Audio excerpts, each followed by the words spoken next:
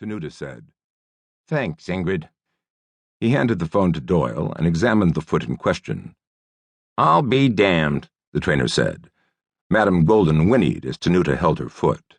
He said, "Jack, call Travis Hawkins. You got his cell?" The powerfully built African-American blacksmith was in the cab of his white Ford pickup, eating a breakfast burrito from the Heartland Downs track kitchen and going over his written schedule for the day. "Travis, it's Jack. Can you come over to the Tenuta barn? Ralph has a little job for you. Won't take long." Hawkins said, "What's a little job?" Doyle described Madame Golden's problem. "Who noticed that?" "The horse told them." "What?" "This will all become clear once you get over here," Doyle said. "I think."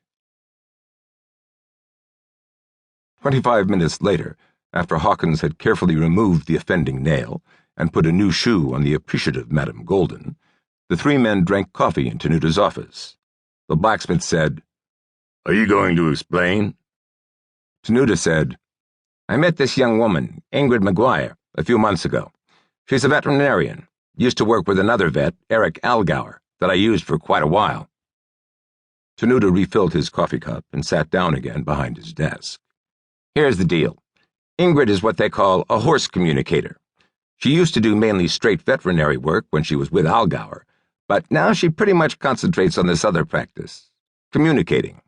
A lot of guys back here didn't take her or her ideas seriously when she started, me included, but I've seen the good results Ingrid gets. I'm a believer." Hawkins leaned forward. A man who had been around horses most of his adult life, he was obviously intrigued. "Ralph, what does she do? I don't understand." "Now," Tenuta said, "don't laugh, but what Ingrid does is like that ESP stuff I've seen on TV. Extrasensory perception, I think it's called. She closes her eyes and concentrates and lets the horse come into her mind. The horse tells her things. Horses can't talk, but somehow Ingrid can pick up what they are thinking, if they want her to know what they're thinking. Some don't, or can't. This doesn't work with all horses, she tells me. I know it sounds crazy, but it isn't.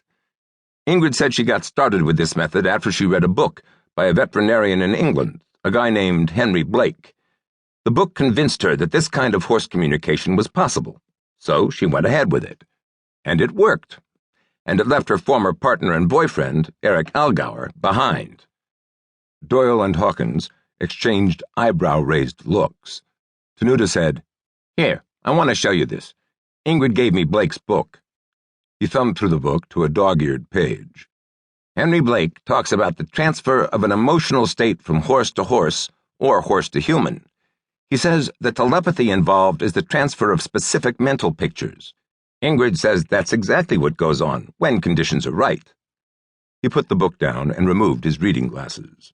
"Ingrid has got several clients here now," Tenuta continued. "She says her methods of dealing with horses vary. After she's first met them, some of them send messages to her when she's not with them. Others needed to be with them there in person.